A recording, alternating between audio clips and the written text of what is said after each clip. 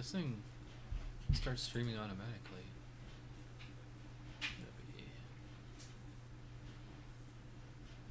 Are we rolling? Says we're rolling. Oh, hey. Welcome to an episode of Chad's Beer Reviews. Pretty special beer today. One of my all-time favorite beers. Founders CBS. This was bottled in 2019. Around Christmas of 2019, so it's... But, it's a little over a year old. I didn't even know that they did... Actually, now that I think about it, I think I remember seeing something about this being in 12-ounce bottles. I found this at Total Wine in Orlando.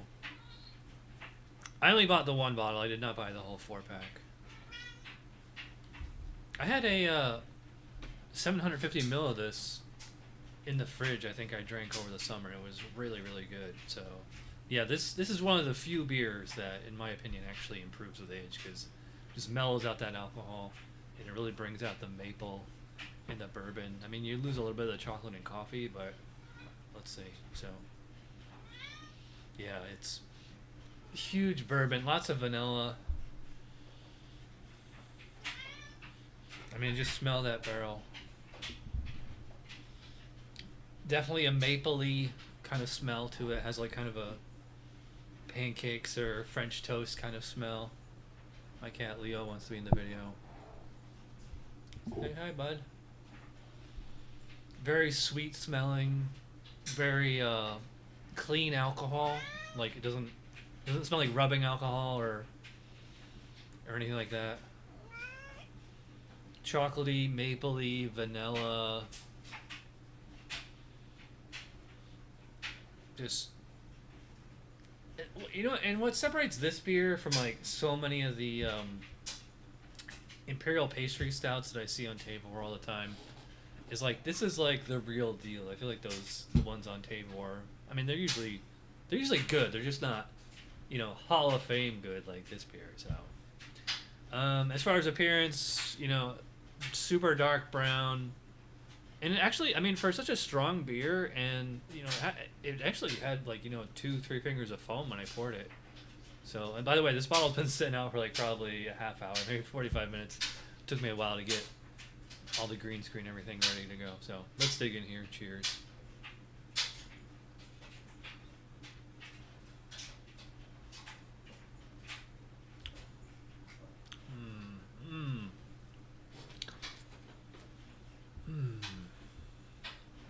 As soon as it hit my tongue there, I was like, yes, I approve. There's a lot going on here. By the way, that's a sign of like a really good beer. When you take your first sip of it and you kind of got to like process it. Like there's so much going on. So, man, I kind of have to think about it. It's like, what do I get first? I think I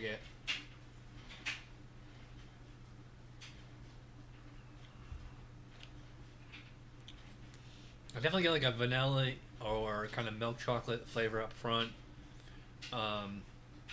This like just this sensation of softness, this very full but soft mouthfeel, very comfortable, very smooth, actually pretty creamy too.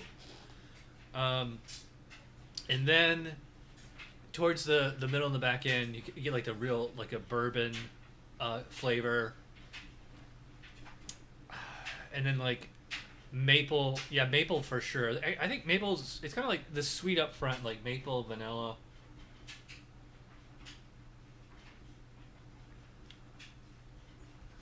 Maple. The maple's pretty subtle on this one.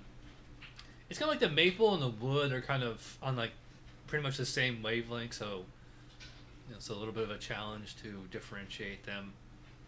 I will say that the alcohol is certainly noticeable. What is this? 11.3? Yeah, 11.3. Yeah, pretty strong. Once you get in the double digits, yeah, you're definitely dealing with an imperial beer. Love the gorgeous lacing on here.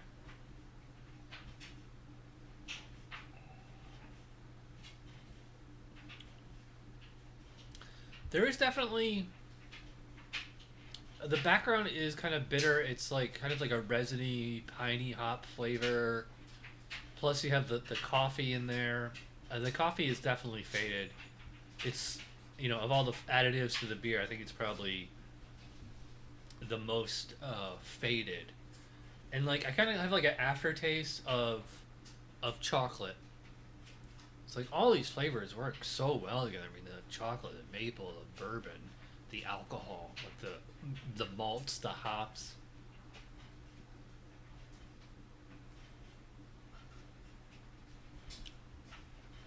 And it's not cloying either.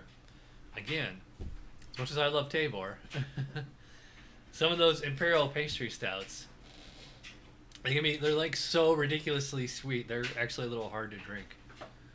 By the way, I'm using the headphones because my dryer is going right now, and like, well, actually, I guess it's kind of pointless because there's nothing for me to hear.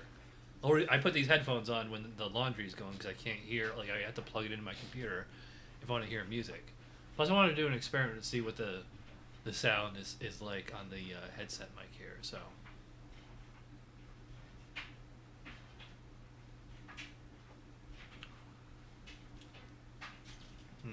Yeah, lovely aftertaste of like just the bourbon, a clean, strong alcohol. Yes, I mean I can feel it in the sinus cavity, especially after I swallow each sip. A little bit, a warming sensation, noticeable, not burning. I remember when like if you have this fresh, as soon as they bottle it and sell it, it's it's like Everclear or something.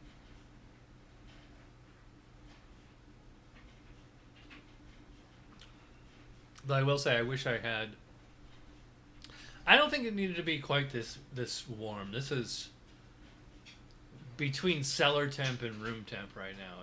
It's actually quite warm, and holding it like this doesn't help.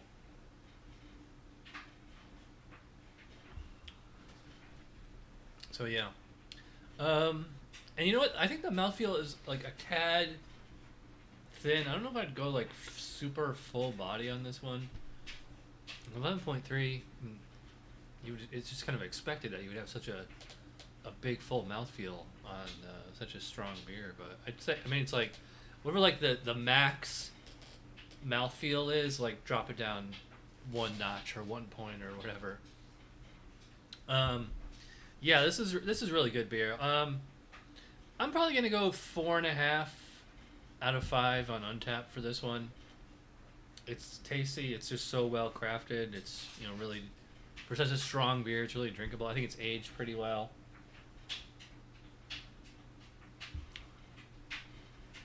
I don't know how long it's been sitting on the Total Wine shelf for. So I mean, there might be a little bit of like heat damage or something on here, but especially in Florida. But yeah, I'd love to do a side by side of what do you call it, a vertical, where you have fresh one, like different years. Anyway, I'm going real long. If you watched all the way to the end, you're awesome. Thanks for watching, and whoops, where's that thing?